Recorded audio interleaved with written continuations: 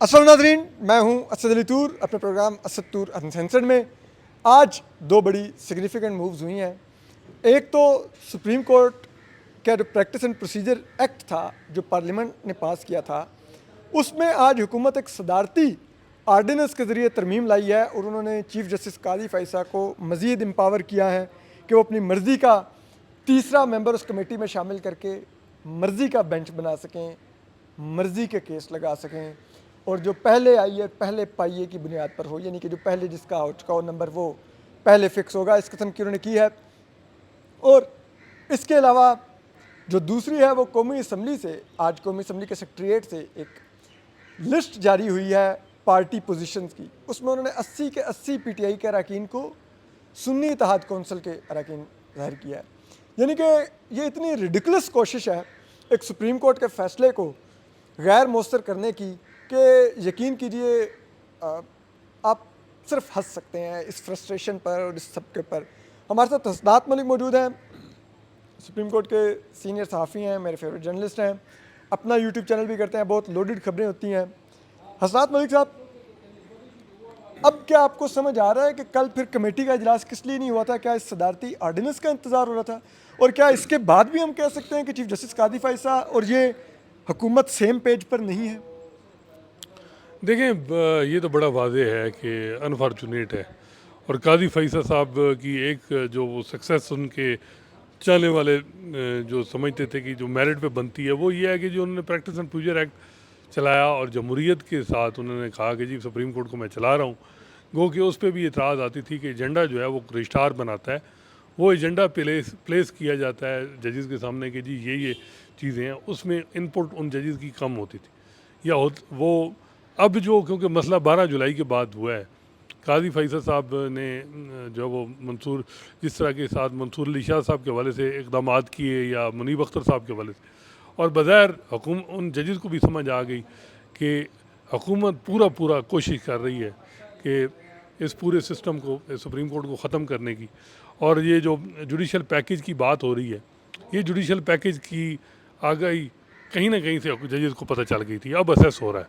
और ये इतलात थी कि मई में भी पता चल गया था कोई, क्योंकि ड्राफ्ट चलते रहते हैं ना, शुरू में जो ड्राफ्ट हमने सुना है ड्राफ्ट कहीं मार्च अप्रैल में कहीं बन गया हुआ था। देखिए ये बंदयाल साहब के दौर में कोई ड्राफ्ट बन गया था और प्लान तो बड़ा वाज़ेह है कि सुप्रीम कोर्ट को ख़त्म किया जाए, एलिमिनेट, यानी उसको ऐसे कर दिया जाए कि वो होम्योपैथिक हो जाए, इनफेक्टिव हो जाए। यानी सेशन कोर्ट और सुप्रीम कोर्ट में फ़र्क ना आए, फ़र्क आए मतलब हो ही नहीं, इनकी ओरिजिनल जुडिशन ही ना हो, ये आम बैठ के अपीलें सुने और बस इस पर डिसाइड करें। और जजों की ट्रांसफर हम करते रहे, जैसे कोई ब्यूरोक्रेट हो या कोई कमिश्नर हो, जब दिल पसंद नहीं आया कि ये जज नहीं पसंद, उसको उठा के आप फेंक दें दूसरे ज़िले में। आज की जो है ना, ये तो बज़ाहिर आप देखें 12 जुलाई के बाद मुसलसल हमले हो रहे हैं सुप्रीम कोर्ट पे। एक हमला नहीं हुआ, मुसलसल हमले, कभी जजेस की तादाद बढ़ा देना, कभी जो रिज़र्व सीट का फ़ैसला है उसको ख़त्म करने के लिए इलेक्शन एक्ट में तरमीम, हालांकि वो जो फ़ैसला है वो आइन में इंटरप्रिटेशन है, यहाँ कानून में की बात हो रही है। फिर उसके बाद आप देखते हैं और मामलात जो होते हैं कि जी इनका जो कंटेम्प्ट का लॉ रिपील कर दिया जाए। इसके अलावा और ड्यूल नेशनलिटी माफ़ कीजिएगा, वो इसके अलावा भी आप देखें कि चीज़ें चलती रहीं। अब 12 जुलाई के बाद देखते हैं ना, पार्लियामेंट ने और काम ही नहीं किया कि जजों को कैसे कंट्रोल करना है और चीफ जस्टिस कादी फ़ैसा को कैसे स्ट्रेंथन करना है, उनको एक्सटेंशन कैसे देनी है, क्योंकि मौजूदा निज़ाम, अब हम जो मैं ये बात कर रहा था आप लोगों को समझ आ गई। डे वन से आप कंसिस्टेंट थे कि चीफ जस्टिस कादी फ़ैसा इस निज़ाम की गारंटी हैं, बिल्कुल वो अब साबित कर रहे हैं। इस निज़ाम के दो ही जामिन, यानी एक एग्जीक्यूट करने वाले थे, वो चीफ इलेक्शन कमिश्नर थे, जो जिन्होंने 12-13 जो पार्टी का निशान ले लेना उनसे, पीटीआई से या जो भी वो इलेक्शन का निशान, और जो भी उसके बाद उसकी इंटरप्रिटेशन है और उसका फैसला फिर चीफ जस्टिस कादी फ़ैसा। देखें आप देखें ना, 13 जनवरी कादी फ़ैसा साहब एक फ़ैसला करते हैं, एक पार्टी को एलिमिनेट कर देते हैं। उससे पहले जो 9 मई में फ़ौजी अदालतों में सिविलियन का ट्रायल हो रहा है, वो केस अभी तक पेंडिंग है। काजी साहब उसको एक टेक्टिकली स्ट्रेटेजिकली आगे बढ़ा रहे हैं उसको। अब छुट्टियां भी ख़त्म हो गई हैं, वो क्यों नहीं एजेंडे पे, वो केस फिक्स क्यों नहीं हो रहा, ज़रा ये पूछें किसी से।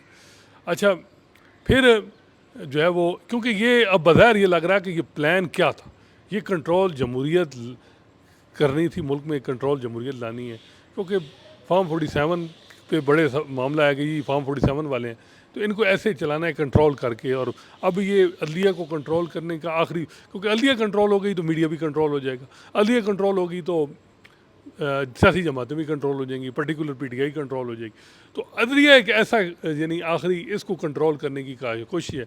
और इसमें बज़ाहिर ये है कि हुकूमत को एतमाद यही है कि काजी साहब हमारे साथ हर मामले में। मुझे ये एक बात बता दें, पूरे टेन्योर में काजी साहब किसी बड़े मामले में उन्होंने हुकूमत से खिलाफ किया हो?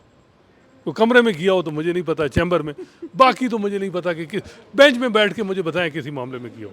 अल्हम्दुलिल्लाह नहीं।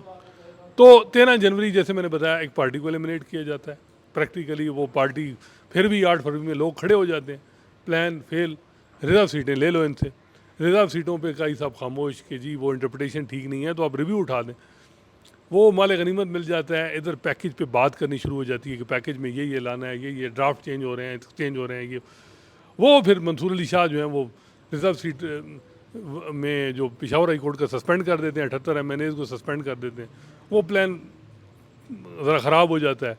उसके लिए फिर कहा जाता है फुल कोर्ट बनाओ, फुल कोर्ट मैंने ही नहीं कर पाते काई साहब, वो फुल कोर्ट उधर चले जाते हैं, उनको समझ आ गई जजेस को कि प्लान क्या चल रहा है। अब देखें ना, इवन हर जज, कोई जज भी, मेरा नहीं ख्याल हार्डली कोई जज का कि वो चाहेगा कि यार मैं सुप्रीम कोर्ट का जज हो के मेरे पास पावर सेशन कोर्ट की, मेरे पास जुडिक्शन नहीं तो मैं चुप करके वकालत करूँ, मैं फिर क्या करना है मैंने।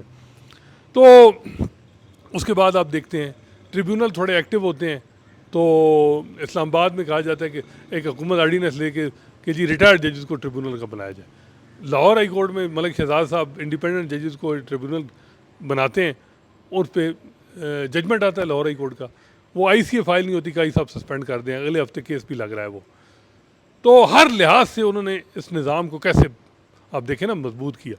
अब क्या हुआ, इंश्योर किया कि अगर वो गारंटी है तो वो गारंटी के तौर पर डिलीवर करेंगे। अब देखें, अब बात ये हुई है कि जो डिटेल ये जुडिशल पैकेज आना था, ये मौलाना फजल रहमान को क्रेडिट जाता है कि पैकेज नहीं आ सका।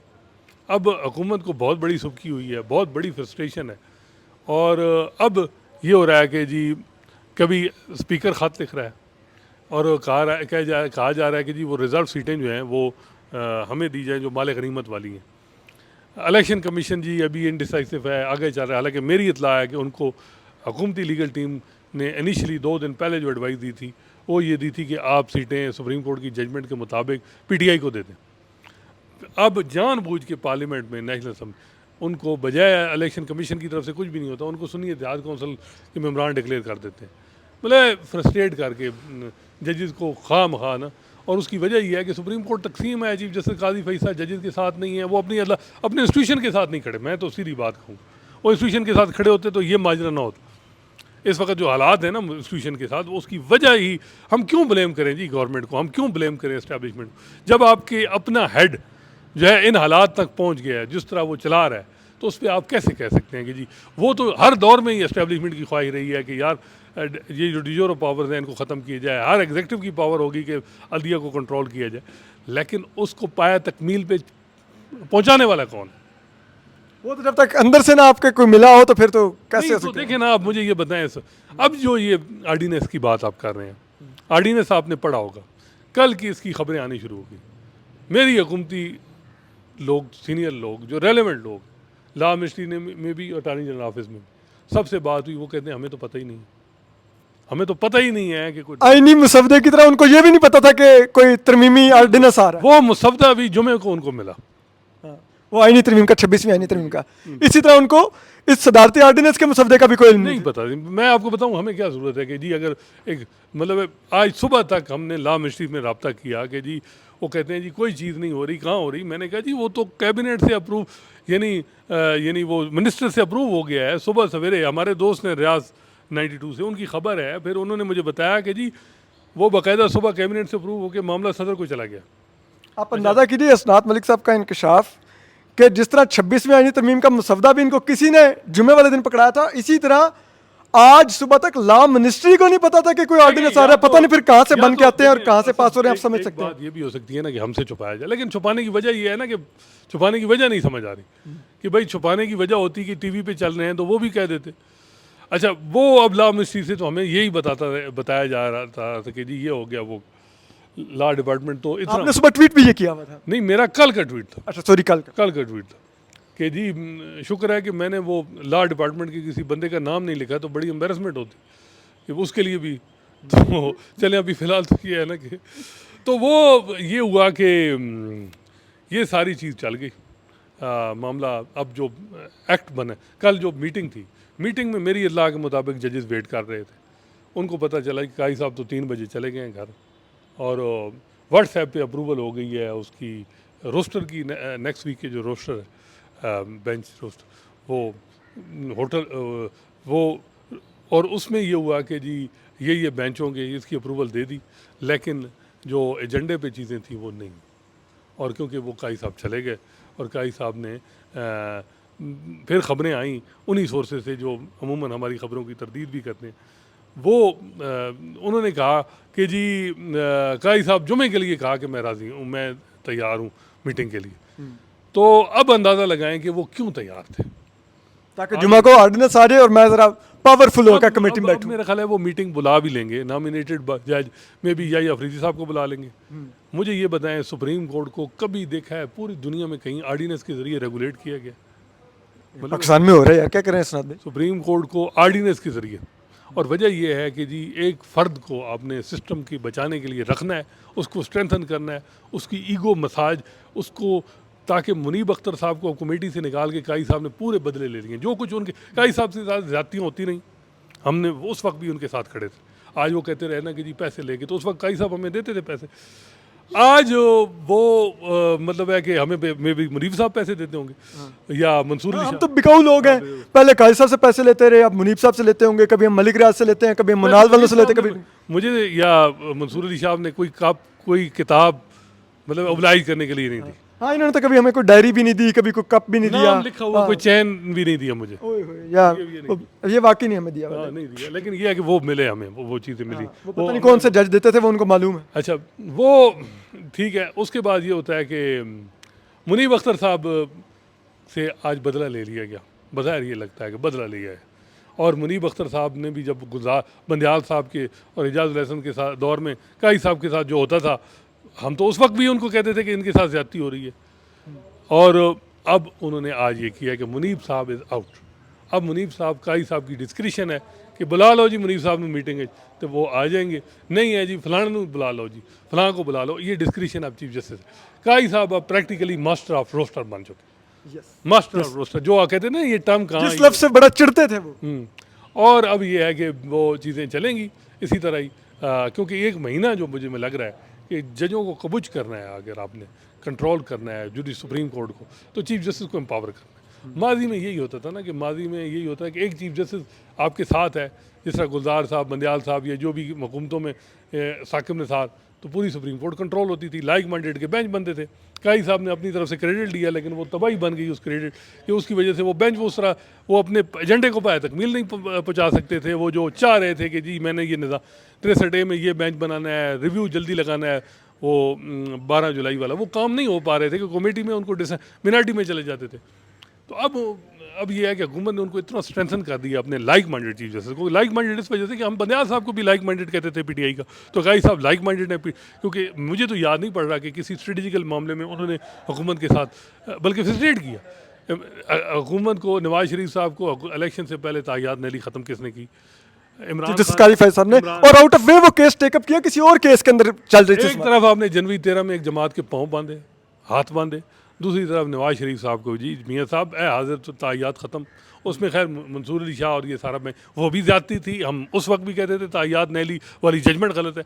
देखें, जो गलत थी हम उस वक्त भी कहते थे, अब भी कहते हैं कि वो ठीक है। अब ये हो रहा है कि अब ये हुआ है कि एक तो जो है कि चीफ जस्टिस होंगे मंसूर अली शाह और एक नॉमिनेटेड जज होंगे, वो कोई भी काई साहब लगा सकते हैं। मे बी या अफरीदी साहब को करेंगे, जिस दिन एजेंडा तगड़ा होगा मे बी कोई और भी हो सकता है। लेकिन अब काई साहब के अपने वो अब एम्पावर हो चुके हैं, स्ट्रेंथन हो चुके हैं। उनको आर्डीनेंस के जरिए, जिस आर्डीनेंस का वो बार बार कहते थे ये कौन सी लेजिस्लेशन है, ये उस पे वो उनको एम्पावर किया गया है।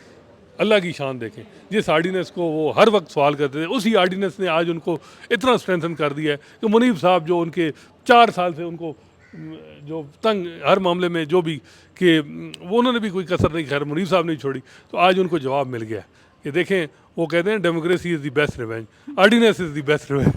तो ये अच्छा हसाद भाई, अच्छा, उसके बाद आप देखते हैं उसमें और चीज़ें बड़ी इंपॉर्टेंट है सर। उसमें यह है कि 184(3) में पहले बेंच जो बनेगा वो क्या करेगा कि वो मेंटेनेबिलिटी डिसाइड करेगा कि पब्लिक वो आर्डर भी फिर चैलेंजेबल होगा, मतलब उस पर भी अपील हो सकती है।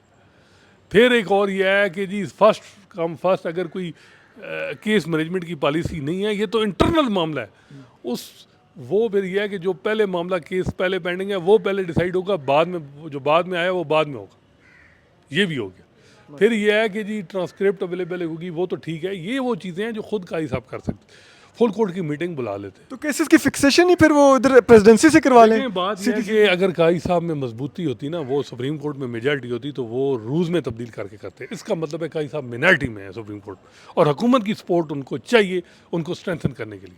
यानी कि वो बैरूनी मदद ले रहे हैं अपने सुप्रीम कोर्ट में अपने आप को स्ट्रेंथन करने के लिए, देखिए अब जो रूल्स में तरमीम क्या वो बता- जजेस के साथ नहीं कर सकते, अब वो बैरूनी मदद लेके मैं करवा आपको रहे हैं। बताऊं, अब ये काई साहब कहेंगे जी मुझे तो पता ही नहीं, मैं किधर, मैं तो इस मामले में हूँ ही नहीं, ये तो हुकूमत ने कर दिया। वो तो हर मामले में बिल्कुल जवाब कि जी मुझे क्या पता है, ये तो जब बाद में होगी ना रिटायरमेंट के करीब बाद। और मैं तो खैर उस वक्त भी कहता था एक्सटेंशन के मामले में हुकूमती लोग ही हमें कहते थे, मे भी इस आर्डिनेंस के मामले में भी कह देंगे कि जी हमें कहीं से कहा जा रहा था, लेकिन कल की मीटिंग हो जाती ना फिर और बात थी। उससे तजस्सुस बना है कि कल की मीटिंग पोस्टपोन करके फिर मीटिंग, फिर आर्डिनेंस आ जाना। आज में भी काई साहब उनको कह दें व्हाट्सएप पे कि आ जाएं जी मीटिंग करेंगे, आप रजिस्ट्रार को कहेंगे जी एजेंडा ले आएँ, और कौन से मामला 63 है, क्योंकि पीटीआई का डिफेक्शन उधर वोट चाहिए 2/3 के लिए, इसके अलावा आपको यानी रिजर्व सीटों के लिए चाहिए। अब मर्जी के काई साहब बेंच बनाएंगे 1 महीना, और जो उनका क्रेडिट पूरा वो 1 साल रहा था वो 1 साल में, अब काई साहब ने एक्सटेंशन नहीं लेनी, लेकिन वैसे कंट्रोल करना है जो अलिया को, यही तो लग रहा है ना। मतलब अगर वो एक्सटेंशन नहीं भी लेंगे तो अब कम से कम उनके पास इतना एजेंडा जरूर है कि उन्होंने जाते जाते लेकिन मैं अदलिया तबाह करके मुकम्मल जानी है कि इंडिपेंडेंस खत्म हो जाए, जितना मर्जी हमलावर हो जाए, अदलिया की रिट खत्म हो जाए, ना फैसलों पर इम्प्लीमेंटेशन हो। 12 जुलाई के फैसले को जिस तरह मर्जी रिडिक्यूल करते रहे, इलेक्शन कमीशन इधर अलग खेल रहा है, पार्लियामेंट अलग खेल रही है, और आपको पड़ी हुई 63A की जजमेंट लगाओ ताकि वो डिफेक्शंस करवा के हम वोट करवा सकें। ये इंटरेस्ट है वाहिद। 80 से ज़्यादा लोग पाबंद सलासिल हैं, उनके ट्रायल नहीं हो रहे। अगर वो ट्रायल हो जाते ना फौजी अदालतों में, उनको सज़ाएं हो जाती, तो अब वो बेल पे आ जाते हैं। ये क्या वजह है, इसका जवाब कौन देगा सुप्रीम कोर्ट में? काई साहब तो नहीं देंगे, वो कहेंगे मुझे तो पता ही नहीं, अर्ली हियरिंग की दरख्वास्त नहीं आई। मुझे ये बताएं, मेरा ख्याल है कि सुप्रीम कोर्ट के जजेस को मंसूर अली शाह बज़ाहिर ये लग रहा है कि तंग किया जा रहा है, या तो ये है कि डिटेल जजमेंट का इनको मालूम हो गया कि क्या आ रहा है, या ये है कि उलझुल कर दो। आखिर में ना जब कोई बंदा हारने लगता है, कोई मैच हारने लगता है, तो विकेटें उखाड़ के ले जाता है। यहाँ ये सूरत हाल बनी हुई है कि काई साहब ही होंगे। काई साहब कहते हैं कि मैं पर्सन स्पेसिफिक तो नहीं लेनी, अब नई अदालत बन जाएगी उस वो पता नहीं उनके हक में।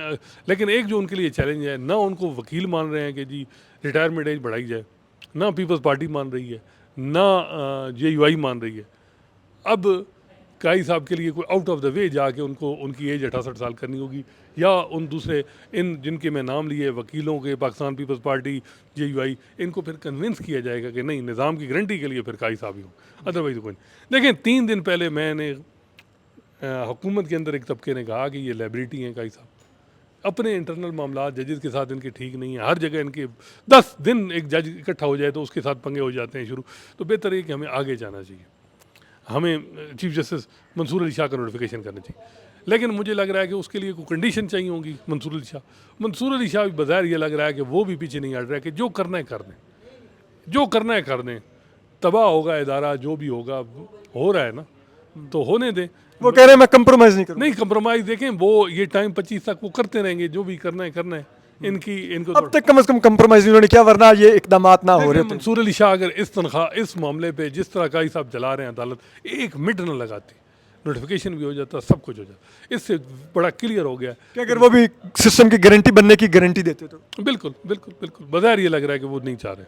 अच्छा हसाद भाई, मुझे एक चीज़ बताइए, चलें ये तो वो है कि जो ये लोग कर रहे हैं, लेकिन आपको लगता है कि अगर ये सब कुछ इन्होंने कर लिया, जैसे तैसे भी सब कुछ बुलडोज करके आईनी तरमीम भी कर ली, तो क्या ये एक लॉयर्स मूवमेंट के ट्रिगर होने का बायस बनेगी?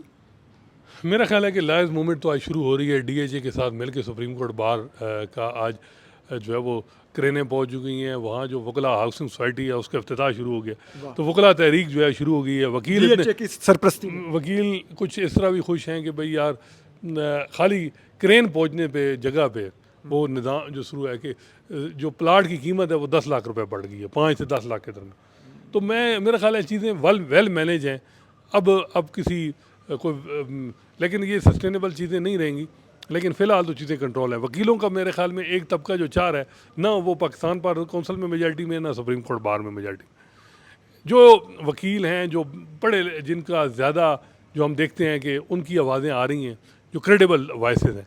लेकिन बात यह है कि कौन सा आगे कोई जजेस कोई इस चीज़ की कोई परवाह कर रहा है कि यार हमारी मॉरल अथॉरिटी रोड होगी। मॉरल अथॉरिटी तो कहाँ गई? मॉरल अथॉरिटी तो ख़त्म हो गई है ना, 4 महीने पहले ही ख़त्म हो गई। तो अब यह है कि वो सिर्फ ये है कि मैं तो समझता हूँ कि सदारती निज़ाम से जो भी लाना है जुडिशल पैकेज वो लाएँ सदारती आर्डर से, बजाय इसके कि ये सारा इलजुल करना, कभी सुप्रीम कोर्ट में 3 जज करना, कभी मुनीफ साहब को उठाना, कभी 63A की मुनीफ साहब को उधर से कमेटी से निकालना, कभी यानी 63A का केस जल्दी लग जाए, कभी कौन सा लग जाए, कभी वो पटिशन आती है कि जी प्रपोज जो पैकेज है उस पर रिस्ट्रेनिंग आर्डर पास किया जाए। वो जो आपने ऑब्जेक्शन देखे हैं रजिस्ट्रार ऑफिस, वो ऑब्जेक्शन किसके हैं यार? हम भी 15 साल में मैंने भी सुप्रीम कोर्ट रजिस्ट्रार ऑफिस देखा है। उनकी एक पर्टिकुलर कलर की लैंग्वेज होती है कि ये एतराज़ है। वो जो वेट किए गए हैं किसी अच्छे रिसर्चर ने किए हैं कि ये है कि जी आप तो पाकिस्तान बार काउंसिल के मेंबर हैं, आपको तो डायरेक्ट आ नहीं सकते। अब मुझे लग रहा है कि सुप्रीम कोर्ट में और किसी जज ने वेट नहीं नहीं नहीं रजिस्ट्रार ऑफिस ने किए होंगे ना, जज पे हम क्यों बात करें। इंस्टीट्यूशन ब्रांच में कोई अच्छा रिसर्चर आया, उसने दिखाया होगा किसी को कि भाई ये करें और इसमें ये चीज़ें डालें, क्योंकि ये पर्टिकुलर है कि पाकिस्तान बार काउंसिल ये है, पाकिस्तान बार काउंसिल के आप मेंबर हैं। क्योंकि बॉडी से आपने पूछा नहीं, बॉडी आपको पता है वो independent group, pro government group है, उनसे पूछें। जो आज देखें ये सारी चीज़ें रजिस्ट्रार ऑफिस को कहेगा बॉडी से पूछे, उनकी अपनी चॉइस है। नहीं रजिस्ट्रार उनको पूछा, पटिशनर्स को कहा ना। हाँ वही मैं करना कि रजिस्ट्रार ऑफिस क्यों पूछ रहा है भाई, उसको क्या इतनी पड़ गई कि बॉडी से पूछ के ये वकीलों के नहीं पूछा। कई वकीलों की पटिशनें हुई, वो फिक्स हुई, लग गई मामला। अब मुझे बताएं जो काई साहब ये केस 184(3) का यूनिवर्सिटियों वाला लग रहा है, हम साकिब निसार पे ब्लेम करते थे कि जी वो डैम बनाया उसने 184(3) गलत किया। उसकी नीयत तो पता नहीं ठीक होगी हाँ, लेकिन हम कहते थे आपका काम नहीं। गुलजार अहमद साहब ने कहा मैंने 1980 का कराची बहाल करना है, इंक्रोचमेंट ख़त्म करनी। उन्होंने उनकी नीयत जो भी हो, हमने कहा ये आपका काम नहीं। काई साहब यूनिवर्सिटियों को ठीक कर रहे हैं, यूनिवर्सिटियों में जी वैकेंसियाँ फिल करें। ये 184(3) में कैसे आता है जी? अगर आप वो चीज़ें नहीं आती पब्लिक इंटरेस्ट में, आप कैसे आप आता है? आप जिस सूबे से हैं वहाँ बड़ा इन्फोर्स डिसअपीयरेंस बड़ा सीरियस मामला है, उसको खुदारा देख लें, उसको भी देख लें। जनवरी में आपने केस उठाया था मिसिंग पर्सन का, लेकिन अब जहरी बात है 3 साल मिले तो फिर काई साहब ने मे भी उठाएं वो चीज़ें, वो एजेंडा जो मुझे लगता है सिविल लिबर्टीज़ का फिर इमेज उनको भी अंदाज़ा हो गया कि एक दफ़ा लेना है उनका टाइम। इस टाइम में अब मैं नहीं, मतलब है उनको पता है कि डैमेज बहुत हो चुका है, टाइम मिलेगा तो वो अपना इमेज रिस्टोर करेंगे, ये लग रहा है उनका। और 2 साल वो जो भी हो फिर आखिरी साल, क्योंकि ये है कि वो 3 साल मिलेंगे ना, तो फिर उसमें कोई क्रेडिट और आ जाएंगे कोई मामला करने के। तो खैर अब आपके सामने है सारी चीज़ें। मुझे जो लग रहा है कि सुप्रीम कोर्ट के जजेस जो हैं वो रिस्ट्रेन ही करेंगे, क्या कर सकते हैं, उनके पास तो कोई इख्तियार भी नहीं है। एक हो सकता है कि सुप्रीम कोर्ट के जजेस कोई अपनी तरफ से कोई लिख दें, कमेंट कर दें कि ये इंडिपेंडेंस को कंप्रोमाइज़ कर रहा है, ये 184(3) का केस है, हमें 100 मोड इस पर लेना चाहिए। 8-10 जजेस लिख के कोई नोट चीफ जस्टिस काजी फैसा और कमेटी को भेजें कि ये मामला हमें देखना चाहिए। बज़ाहिर ये लग रहा है कि ताकि जजेस को एक किस्म का ऑफेंड करो, इनको डिस्टर्ब कर दो और उधर से हम जुडिशल पैकेज अप्रूव करवा दें। ये सीधा साधा हमला है, सीधी बात है, एक वार है। और वार ऐसा है, देखिए ना, ये काम मेरा ख्याल है मार्शल लॉ दौर में भी आपने देखा होगा कि बिल क्लिंटन आया तो इरशाद हसन खान ने कहा जी कि मुझे तो मुशर्रफ ने अंदर से इतनी इंडिपेंडेंस दी रखी, वो अपने वो उनके वो किताब से उन्होंने कहा कि जी मुझे कोई यानी काई मुशर्रफ साहब ने कभी मेरे मामलात में इंटरफेरेंस नहीं की, मैंने तो ये किया।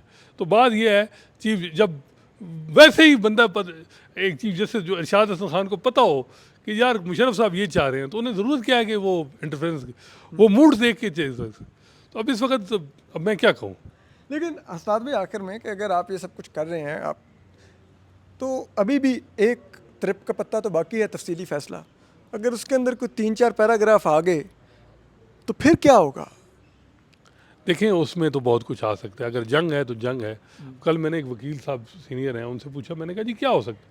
उन्होंने कहा जी अगर ये पास्ट एंड क्लोज इसको इंडोर इनको डिफेक्टो जो भी चीज़ें चली, क्योंकि माले गनीमत की जो सीटें थी उन सीटों से ग़ालिबन सेनेट का इलेक्शन भी हुई है, ठीक है, और उन सीटों से ही चेयरमैन सेनेट का इलेक्शन हुआ है, उन सीटों से ही सदर का इलेक्शन। वो कहेंगे कि नहीं ये वोट ही गलत है, वो इलेक्शन ही सारे कलदम कर देते हैं, वेरी सदर का इलेक्शन, सेनेट का और सदर का सदर का। और वो कहते हैं जी सदर का इलेक्शन माजी में वैसे ये है कि वो इंडोर्समेंट मिल जाती है, लेकिन दूसरी तरफ वो कहेंगे यार ये हमारे ये है। तो सदर का अगर वो कहते हैं इलेक्शन दोबारा होगा तो सदर अलवी जो हैं दोबारा बहाल हो जाएंगे, क्योंकि अहदा खाली नहीं छोड़ा जा सकता। अलवी साहब आ जाएंगे और रज़ाई साहब घर जाएंगे। फिर ये है कि अगर जजेस करना चाहें तो। और फिर उस सूरत में सेनेटर भी वो सारे फारिग हो जाएंगे, नए सिरे से सेनेट का इलेक्शन भी होगा। देखिए क्योंकि अगर यही आपने पैमाना अप्लाई करना फिर तो आपको सेनेट के इलेक्शन के ऊपर भी अप्लाई सत्तर माले गनीमत वाली सीटें जिन जिन प्रोसेस में रही हैं, जिन जिन वोटों में उनका शुमार हुआ है जिस जिस इलेक्शन में, तो वो अगर कहेंगे कि जी ये नहीं थी। आपको याद है कि यहाँ एक अमेंडमेंट हुई इलेक्शन कमीशन 18वीं तरमीम में, ये हुआ कि उसकी डेफिनेशन हुई कि चीफ इलेक्शन कमिश्नर और इलेक्शन कमीशन के 4 मेंबरान। बाई इलेक्शन हुई है, वो चीफ इलेक्शन कमिश्नर ने करा दिया, इलेक्शन कमीशन मुकम्मल नहीं था। उसको यानी करने के लिए, कवर अप देने के लिए एक अमेंडमेंट हुई 19वीं नहीं 20वीं या 21वीं आइनी तरमीम हुई, और वो जो 28 के करीब बाई इलेक्शन थे, इफ्तिखार जोई साहब ने एक आइनी तरमीम करवाई उनसे उसको करवाने के लिए। हाँ, तो ये देखें मामला है। फिलहाल तो मुझे लग रहा है जजेस को भी पता है कि ये फ्रस्ट्रेशन हो, या ये है कि डिटेल जजमेंट की कोई ऐसी चीज़ है जो समझ आ गई है कि ये है तो या इनको आइडिया होगा कि डिटेल जजमेंट में कुछ ऐसा है जो इनके लिए बड़ा डैमनिंग है, तो इसलिए अब ये डेस्परेट हुए हैं कि किसी तरह से भी सब कुछ बुलडोज करके तो ये आइनी मेरा तरमीम ख्याल है करवाई कि जाए। कोई ऐसी चीज़ 12 जुलाई में तो नहीं थी, लेकिन अब देखें ना, अब आप इस हद तक चले गए हैं, उनकी इंस्टीट्यूशन को ही ख़त्म कर रहे हैं, उनकी पावर्स को ख़त्म कर रहे हैं। ये इंडिपेंडेंस ऑफ जुडिशरी जजेस अपने लिए नहीं, मेरा और ये आपका राइट है। इंडिपेंडेंस ऑफ जुडिशरी हर एक का फंडामेंटल राइट है। इंडिपेंडेंस ऑफ क्योंकि हमें रियासत के जबर से बचाती है कि इंडिपेंडेंट जुडिशरी है, वही एक बफर जोन है। अगर वो अंडरमाइन हो रही है और जजेस चुप करके बैठे हैं, तो मैं समझता हूँ उनके ओथ कहाँ है। उनके ओथ का है। हसनात मलिक साहब हमारे साथ थे, बड़े इंकशाफात इन्होंने किए हैं। एक तो ये कि कल प्रैक्टिस एंड प्रोसीजर कमेटी का इजलास कैसे नहीं हो सका, और दूसरा ये कि क्या फिर सदर आरिफ अलवी बहाल हो रहे हैं और सदर आसिफ जरदारी घर जा रहे हैं। तफसीली फ़ैसला इस सेनेट के और प्रेसिडेंशियल इलेक्शन को कालेदम करार देना जा रहा है। ये बहुत बड़ी बात है। ख्याल रखिए। अल्लाह हाफ़िज़।